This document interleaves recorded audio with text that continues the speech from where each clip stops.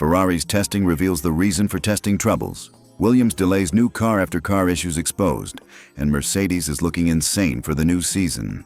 Let's get into the latest F1 news. Could Ferrari's upcoming SF26 car finally be the weapon that breaks their 20-year championship drought?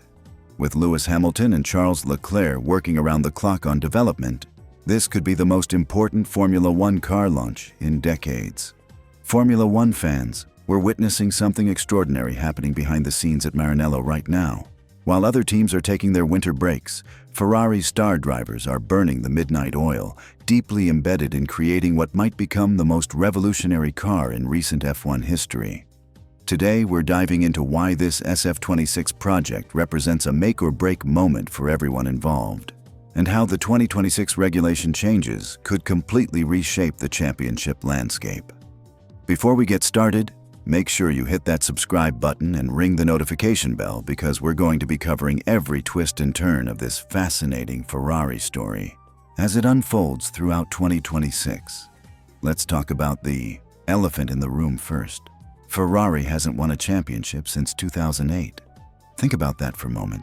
An entire generation of F1 fans has grown up never seeing the prancing horse on top of the podium when it really mattered. For a team with Ferrari's prestige and history, this drought isn't just embarrassing, it's existential. But here's where things get interesting. The 2026 season brings the most dramatic regulatory overhaul Formula One has seen in years. New power units, completely different aerodynamic philosophies, energy management systems that will require drivers to think like engineers while racing at 300 kilometers per hour. When regulations change this dramatically, the entire competitive order gets shuffled. Teams that have been struggling can suddenly find themselves at the front, while dominant forces can fall to the back of the pack. This is Ferrari's golden opportunity, and everyone at Maranello knows it. Fred Vasseur, the team principal, understands that this isn't just another season. This is potentially the last realistic shot Ferrari has to convince both Hamilton and Leclerc to stay beyond their current commitments. Because let's be honest here, if Ferrari can't deliver a championship contending car under these new regulations, both drivers will start looking elsewhere. Now, what makes this situation so compelling is the human drama playing out behind the technical story. You have Lewis Hamilton, a 7-time world champion who joined Ferrari specifically to chase that elusive 8th title. His first season in red didn't go according to plan, but rather than retreat or make excuses, he's doubled down. Hamilton has thrown himself into the SF26 development process with an intensity that has surprised even veteran Ferrari engineers. Think about Hamilton's position right now. He's in the twilight of his career, but still incredibly motivated. This might be his final realistic chance to add another championship to his legacy, and he knows it. The man who has conquered every other challenge in Formula One is facing his biggest test yet, working with a team that hasn't won a title in nearly 2 decades. Then there's Charles Leclerc, and his situation might be even more pressure-packed. This is his home team, the team he dreamed of winning with since he was a child. He's been patient, he's been loyal, but patience isn't infinite. At 28 years old, Leclerc is entering his prime years as a racing driver. If Ferrari can't give him a championship contending car now, under these new regulations that level the playing field, when will they ever? The technical challenge these drivers are facing cannot be overstated. The 2026 regulations represent the most significant shift in Formula One's technical philosophy in decades. We're talking about power units that blend traditional internal combustion engines with much more sophisticated hybrid systems.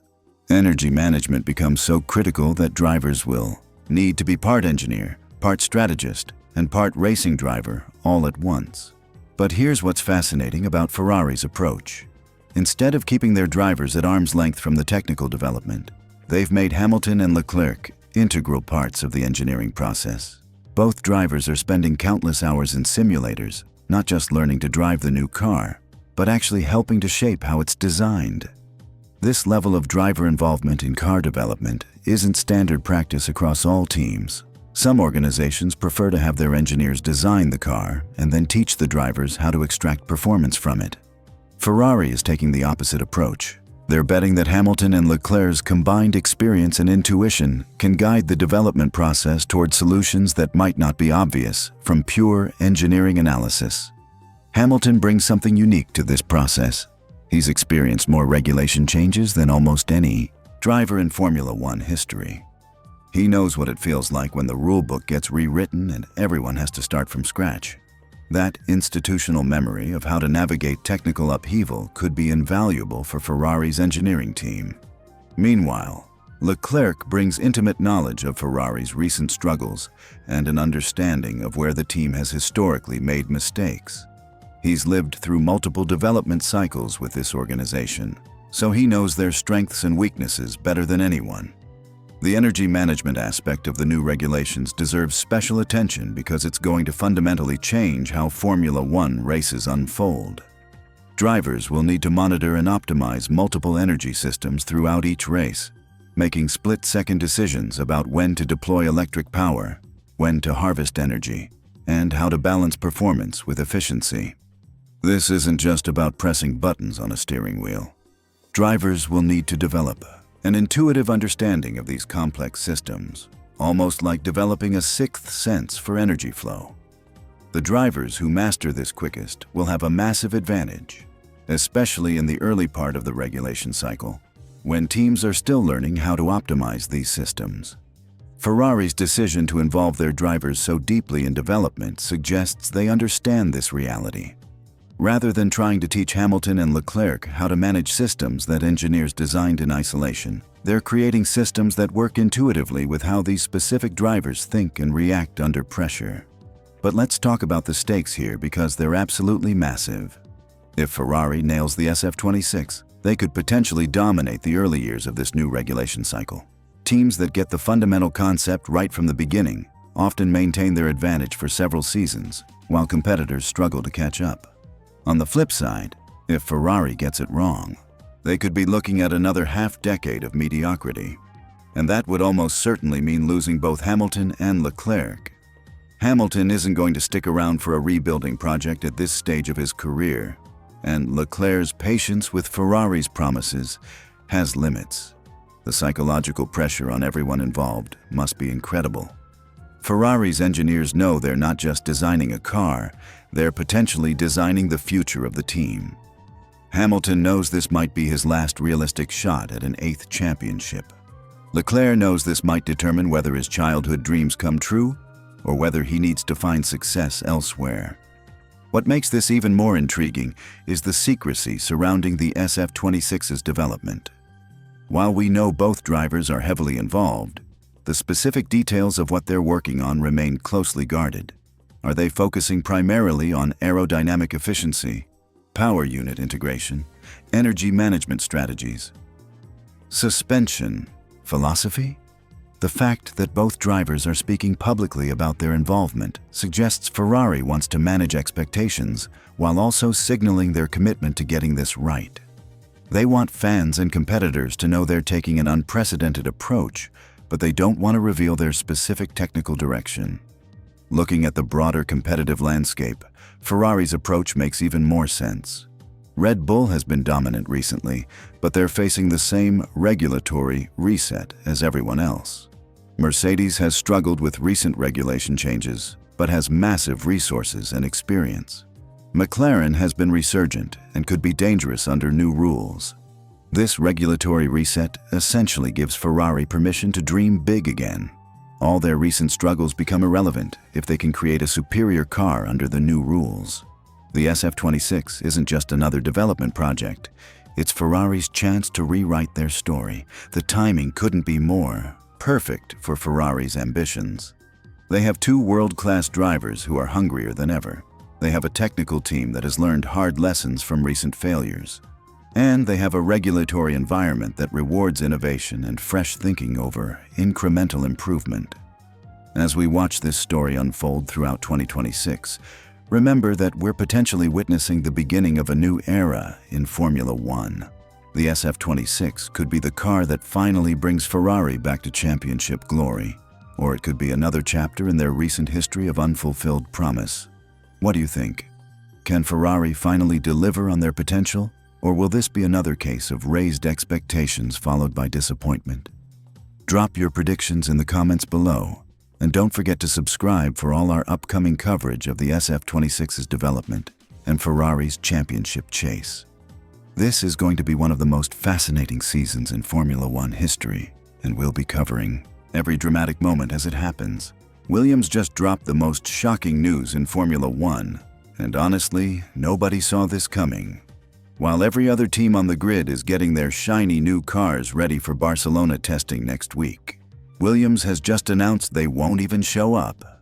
Not for a single day. This is absolutely massive, and I'm going to break down exactly what this means for the team and why this could be a complete disaster for their entire season. Let me paint you the picture here, because this story gets worse the deeper you dig.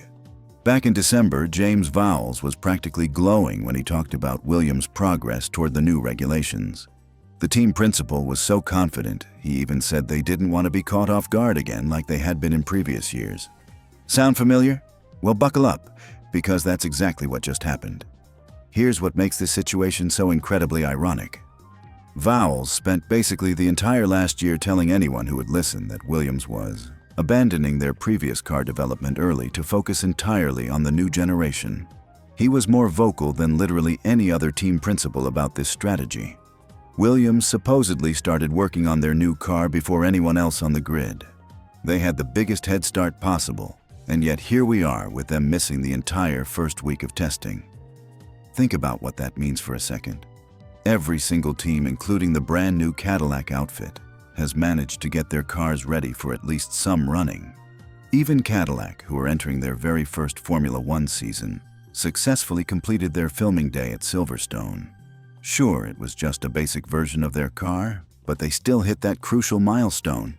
Mercedes, Ferrari, Red Bull's sister team Alpine, and Audi have all officially made their debuts with their new machines.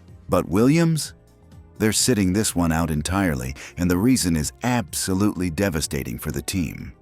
According to sources, Williams has failed the mandatory crash tests required by the Formula One governing body.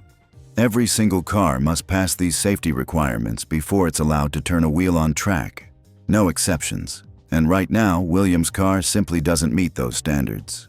Now, before you think this is just a minor hiccup, let me explain why this is actually much worse than it sounds. Yes, it's true that teams sometimes fail their initial crash tests. Red Bull is actually famous for this because they push their designs to the absolute limit and sometimes have to dial things back to meet safety requirements. But here's the key difference that makes Williams' situation so alarming. This process of testing, failing, making adjustments, and retesting usually happens weeks before any official running begins. Teams know they need to have their cars certified well in advance of testing. For Williams to be unable to participate in even a single day of Barcelona running suggests something has gone fundamentally wrong with their development process. The team tried to put a positive spin on this disaster with their official statement. They claimed they made the decision not to participate following delays in their car program as they continue pushing for maximum performance. They mentioned they'll conduct alternative testing, including something called a virtual track test program, to prepare for the official Bahrain test and the season opener in Melbourne. But let's be honest here. This sounds like damage control more than anything else. No team voluntarily skips testing, especially not the crucial first week when everyone is learning about their new cars and gathering vital data. The timing of this announcement makes it even more brutal. We're literally days away from testing, and Williams is pulling out completely. This suggests they only just realized they wouldn't be ready, or they've been hoping against hope that they could somehow get their car certified in time. What makes this situation particularly painful is the context of Williams' recent struggles. This is a team that has been fighting to rebuild its reputation and competitiveness after years of being stuck at the back of the grid. They've been making gradual progress, and there was genuine optimism that the new regulations could provide them with an opportunity to make a bigger leap forward.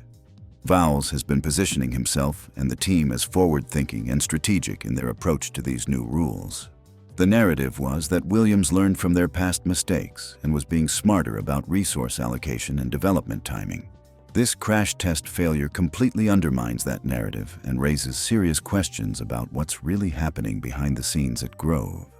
Missing the first week of testing isn't just about losing track time, although that's obviously significant. It's about the psychological impact on the team and the message it sends to the rest of the paddock. Formula One is a sport where perception and momentum matter enormously. Teams that appear disorganized or behind schedule often struggle to attract the best talent and maintain confidence within their own organizations. The ripple effects of this decision will be felt throughout the team. Engineers who have been working around the clock to get the car ready will be devastated. Drivers who were expecting to get their first feel of the new machine will have to wait even longer. Sponsors and partners who invested in the team based on promises of improved competitiveness will be asking tough questions. From a technical standpoint, missing this much testing puts Williams at a massive disadvantage. While other teams are learning about tire behavior, aerodynamic characteristics, and setup directions, Williams will be starting from zero when they finally do get on track.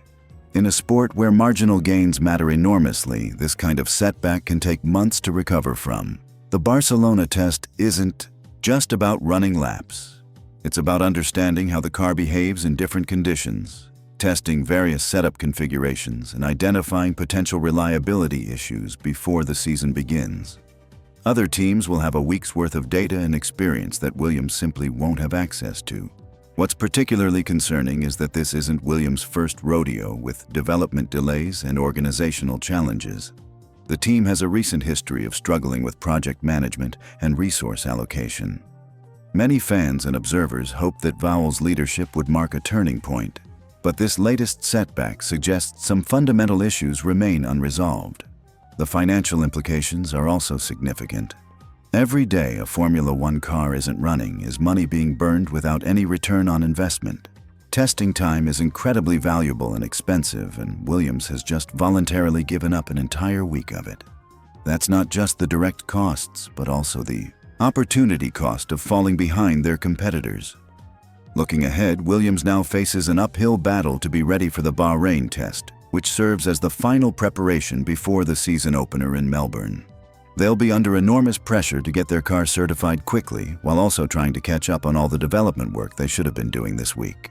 The virtual track test program they mentioned might provide some value, but it's no substitute for actual on-track running with real-world conditions and feedback. Simulation technology has come a long way, but there are still countless variables that can only be understood through physical testing. This situation also raises questions about Williams' long-term competitiveness and whether they have the infrastructure and processes in place to consistently deliver at the highest level. Formula One is becoming increasingly competitive, and teams that can't execute their development programs effectively will be left behind. For Williams fans, this news represents another frustrating setback in what has been a long journey back toward relevance. The team's supporters have shown incredible patience and loyalty through years of struggles, and this latest disappointment will test that faith once again. The coming weeks will be crucial for determining whether Williams can recover from this setback, or if it's a sign of deeper problems that could define their entire season.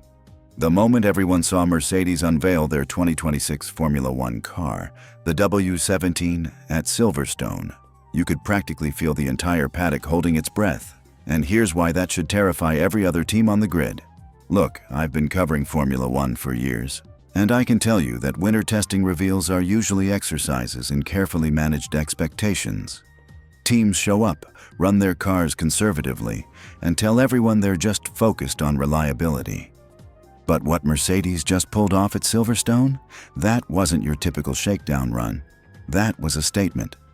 Before we dive into the technical bombshell that Mercedes just dropped on the competition, let me paint you a picture of where we stand heading into the 2026 season.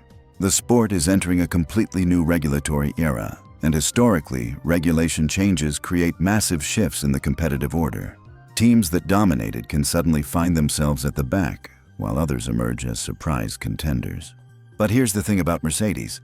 They've never been caught sleeping when regulations change. Remember 2014 when the hybrid era began? They didn't just adapt to the new rules, they rewrote the playbook. And now, with the 2026 regulations bringing even more dramatic changes, all signs point to Mercedes being several steps ahead of everyone else once again. The buzz around their engine development has been impossible to ignore.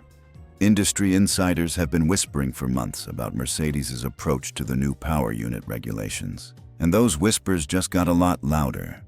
The FIA confirmed their engine design is completely legal, but legal doesn't mean it's not revolutionary. What makes this even more significant is the timing. Most teams are still figuring out the basics of the new regulations, trying to understand how to extract performance from cars that will be dramatically different from anything we've seen before. Meanwhile, Mercedes rolled out to Silverstone with what looked like a car that's already found its sweet spot. The confidence was unmistakable. When you've been around Formula One long enough, you develop an eye for these things. There's a difference between a team doing a cautious systems check and a team that knows they've built something special. Mercedes displayed the latter in spades. But let's talk about that engine advantage, because this is where things get really interesting. The compression ratio innovation that Mercedes has developed isn't just a minor improvement, it's potentially a game-changing breakthrough. In Formula One, even small power advantages get magnified across a full season. When you're talking about a potentially significant engine advantage, that's the kind of thing that can define championships. What's particularly clever about Mercedes' approach is how they've managed their development timeline. While other teams have been scrambling to understand the new regulations and get their basic concepts right, Mercedes appears to have been working with a clear technical direction for much longer.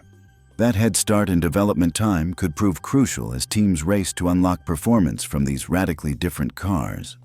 The aerodynamic platform remains largely mysterious, which is exactly what you'd expect from a team that knows they're onto something big. Mercedes has always been masters of keeping their aerodynamic secrets under wraps. But the way the W17 moved through the air during that Silverstone run suggested they found some interesting solutions to the new aerodynamic challenges. Here's what's particularly ominous for the competition. Mercedes has combined their traditional strengths with what appears to be genuine innovation.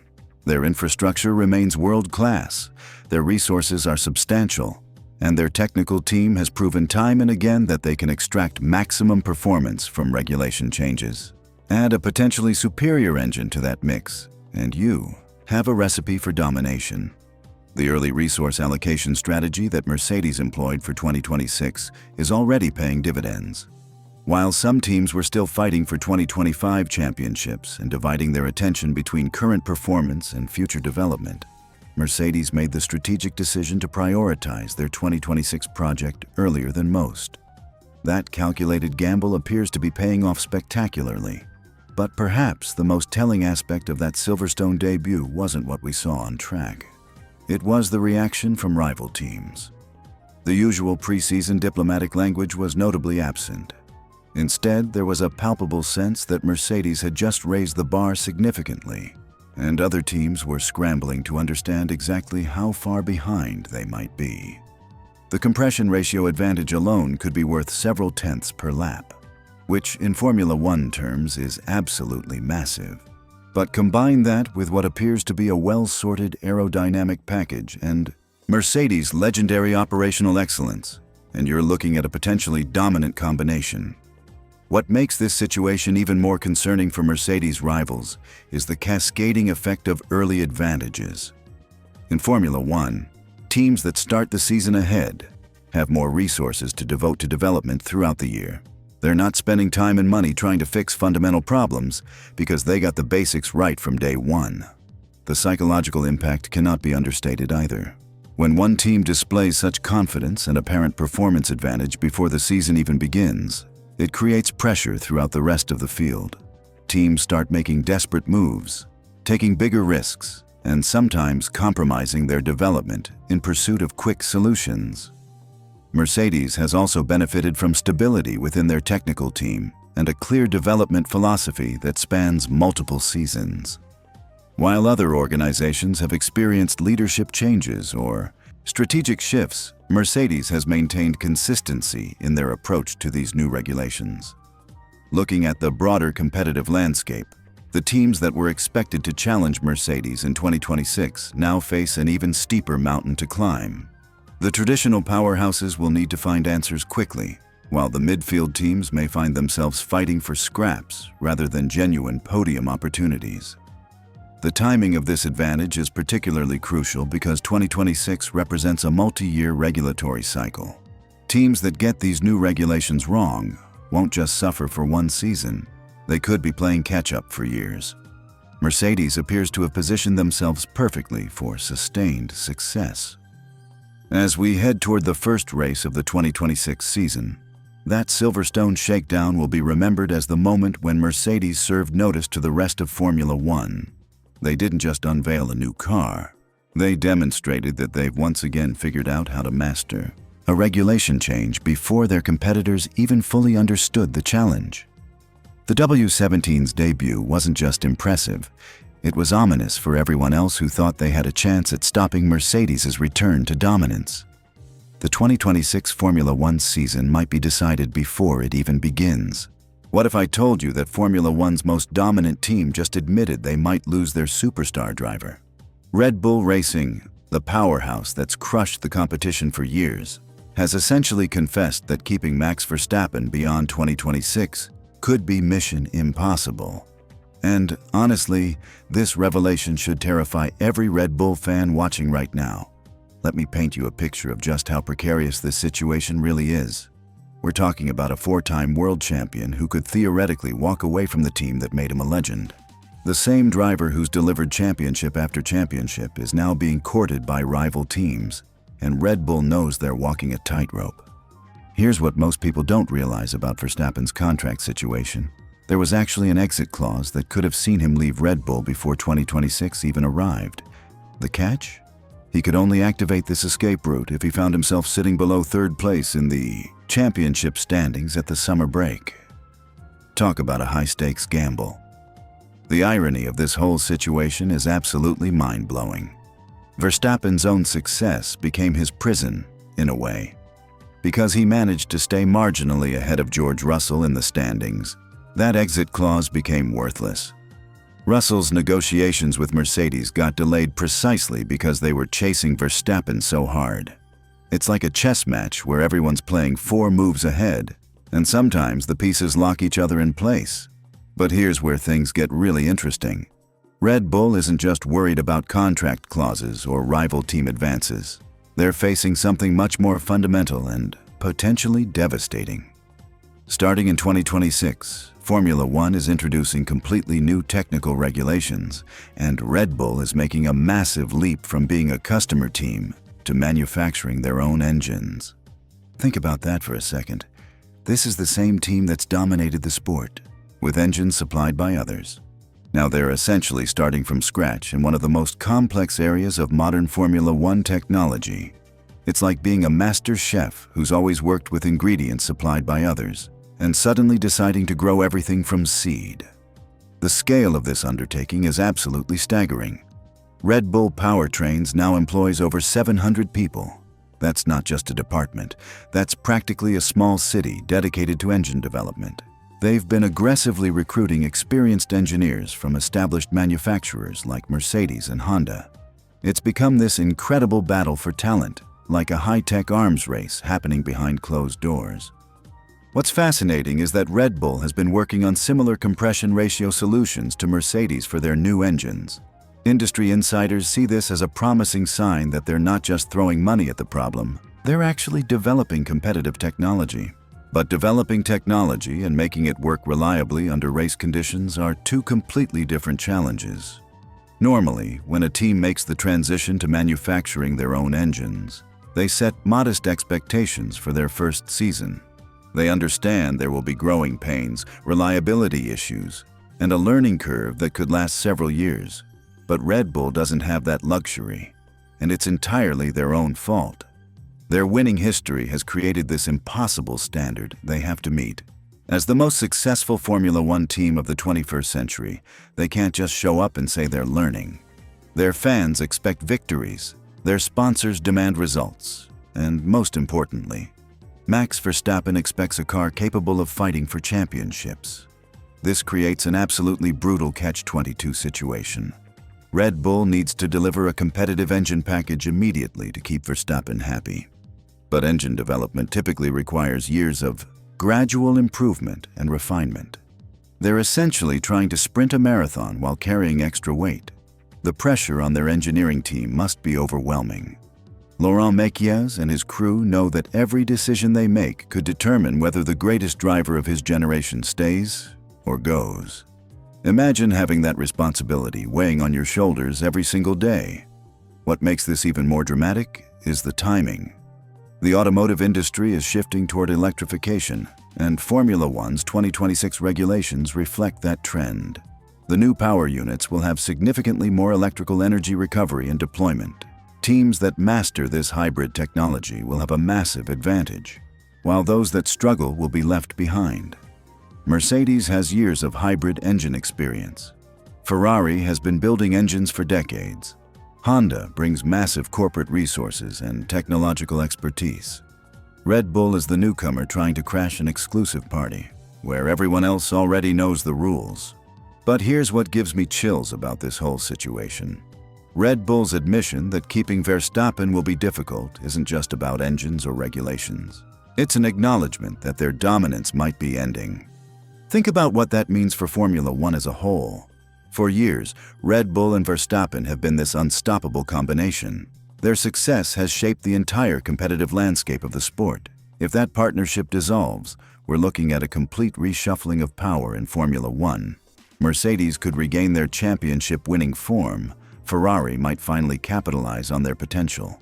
New rivalries could emerge that we haven't even considered yet. The butterfly effect of Verstappen potentially leaving Red Bull extends far beyond just one driver changing teams.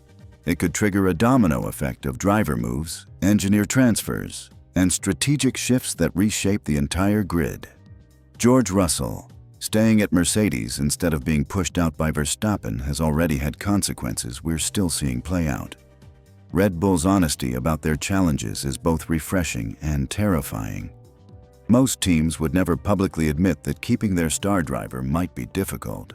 But this transparency also reveals just how uncertain they are about their ability to deliver a championship-caliber package in 2026. The next 18 months will be absolutely crucial for Red Bull's future. Every engine dyno run, every aerodynamic development, every strategic decision will be scrutinized through the lens of whether it helps convince Verstappen to stay. The pressure is unlike anything we've seen in modern Formula One. What's your take on this whole situation? Do you think Red Bull can pull off this massive technical transition while keeping their championship hopes alive? Or are we about to witness the end of one of Formula One's greatest partnerships? The stakes have never been higher, and honestly, I'm not sure anyone really knows how this story ends. But one thing's certain, the next chapter of Formula One history is being written right now, and it's going to be absolutely wild to watch unfold. What if I told you that one of Formula One's most experienced drivers just threw his weight behind a surprising championship contender for this season? And what makes this story even more fascinating is that it involves two drivers who consider themselves Australian, a dramatic team orders controversy from last year, and the biggest rule changes in Formula One history. This is a story that reveals the hidden politics of Formula One and sets up what could be the most unpredictable championship battle we've seen in over a decade. Today, we're diving deep into why Valtteri Bottas, who's making his comeback with a brand new Cadillac team, has publicly declared his support for Oscar Piastri in the 2026 title fight. But this isn't just about two drivers being friendly. There's so much more beneath the surface that could reshape how we view this entire championship battle. Before we get into the juicy details, make sure to hit that subscribe button because we're covering every twist and turn of what's shaping up to be the most dramatic F1 season in years. And if you want to be the first to know when breaking news hits the paddock, ring that notification bell. Let's start with the most obvious question. Why is Valtteri Bottas, a driver who should theoretically be focused on his own championship ambitions, openly supporting another driver for the title? The answer reveals something fascinating about the current state of Formula One and the unique circumstances surrounding the 2026 season. Bottas, who now calls Australia home after settling in Adelaide with partner Tiffany Cromwell, has embraced his adoptive nationality in a big way. He's become one of two drivers on the current grid who identify as Australian, the other being Oscar Piastri. This connection goes beyond just geography, though. It speaks to something deeper about loyalty, fairness, and the complex relationships that exist within the Formula One paddock. What makes this particularly interesting is the timing. Bottas is returning to Formula One after a year on the sidelines as a Mercedes reserve driver. He's joining Cadillac, Formula One's newest team, at arguably the perfect moment in the sport's history. The 2026 season marks the biggest regulatory reset Formula One has ever experienced, which means every team starts from essentially the same position. These aren't just minor tweaks to existing regulations. We're talking about a complete revolution in how Formula One cars are designed and powered. The new regulations have introduced active aerodynamics for the first time, with movable front and rear wings that can adjust during races. The cars are shorter and lighter than their predecessors, and perhaps most significantly, they're running on a completely new hybrid power unit that splits energy delivery 50-50 between electrical and combustion power, all while using sustainable fuels. This regulatory reset is why Bottas can realistically believe that Cadillac, despite being the new team on the block, could actually compete for victories right from the start. In a normal season, a new team would expect to spend years developing and catching up to established manufacturers. But when everyone starts with a blank slate, experience and smart engineering can level the playing field incredibly quickly. However, Bottas is realistic about his chances. Despite the optimism surrounding Cadillac's entry into the sport, he acknowledges that if anyone is going to beat him to the championship, he'd prefer it to be Piastri. This reveals something crucial about how drivers think about competition and legacy in Formula One. Now, let's talk about why Piastri is such a compelling championship candidate, and why his story from the 2025 season makes the 2026 battle even more intriguing. Last year was supposed to be Piastri's breakthrough moment. He started the season on fire, building what seemed like an insurmountable lead over his McLaren teammate, Lando Norris. By the Dutch Grand Prix, Piastri held a commanding 34-point advantage over Norris. Everything seemed to be falling into place for the young Australian to claim his first world championship. But Formula One has a way of humbling even the most promising drivers, and the second half of the season told a very different story. Piastri struggled significantly with low grip conditions and seemed unable to adapt to the changing characteristics of different circuits as the season progressed. This isn't uncommon for younger drivers, but it was particularly painful to watch because he went from being the clear championship favorite to finishing third, 13 points behind the victorious Norris, and also trailing Max Verstappen. What made this collapse even more dramatic was the controversy surrounding team orders at Monza. During that race, a botched pit stop for Norris left Piastri ahead on track. Despite Norris having been in the superior strategic position, McLaren ordered Piastri to give the position back to his teammate, a decision that would prove to be a turning point in the championship battle. The fallout from that team order was immediate and brutal. Social media exploded with accusations that McLaren was favoring Norris because he was British, or because he had seniority within the team. The conspiracy theories grew so intense that they began to affect Piastri's performance and confidence for the remainder of the season. McLaren maintained throughout the controversy that they were being fair to both drivers, explaining that the team order was necessary because Norris had done nothing wrong in the pit stop and deserved to maintain his track position. But the damage to Piastri's momentum was already done, and he never quite recovered the form that had made him look like a future champion in the first half of the season. This is where Bottas's experience becomes particularly relevant. Having spent years as Lewis Hamilton's teammate at Mercedes, Bottas knows better than almost anyone what it feels like to be the second driver at a top team, even when that team claims to treat both drivers equally. His comments about the McLaren situation reveal a deep understanding of the politics and psychological warfare that can exist within Formula One teams. When asked about Piastri's struggles last season, Bottas was diplomatic but revealing. He acknowledged that it's impossible to know what really happens inside a team unless you're part of that inner circle. His comment that Formula One sometimes isn't fair carries the weight of someone who has lived through similar experiences and understands the complex dynamics that can make or break a driver's championship chances. But Bottas also showed genuine optimism about Piastri's future prospects. He pointed out that despite the disappointing end to 2025, Piastri is still incredibly young in Formula One terms and has already achieved more than most drivers manage in their entire careers. The learning experience from last season, painful as it was, could actually be the foundation for future success. This brings us to why the 2026 season could be perfect for Piastri's redemption story. The new regulations mean that last year's car development and setup knowledge becomes largely irrelevant.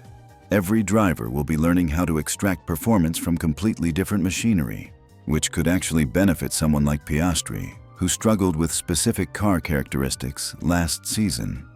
The active aerodynamic system is particularly interesting because it adds a whole new strategic element to racing. Drivers will need to learn not just how to drive fast, but how to manage their aerodynamic package throughout a stint to maximize performance while conserving energy. This kind of adaptability and learning curve could play right into the hands of younger drivers who are typically quicker to adapt to new technologies. For McLaren, the regulatory reset also provides an opportunity to start fresh after the internal tensions of last season. The team's Papaya principles of fairness will be tested again, but with new cars and potentially different performance characteristics. Both Piastri and Norris will be starting from the same baseline. What makes Bottas's support for Piastri even more significant is that he's putting it out there publicly, despite being a competitor himself. This kind of endorsement from a respected veteran carries real weight in the Formula One community. It sends a message that the paddock believes in Piastri's talent and potential, regardless of how last season ended.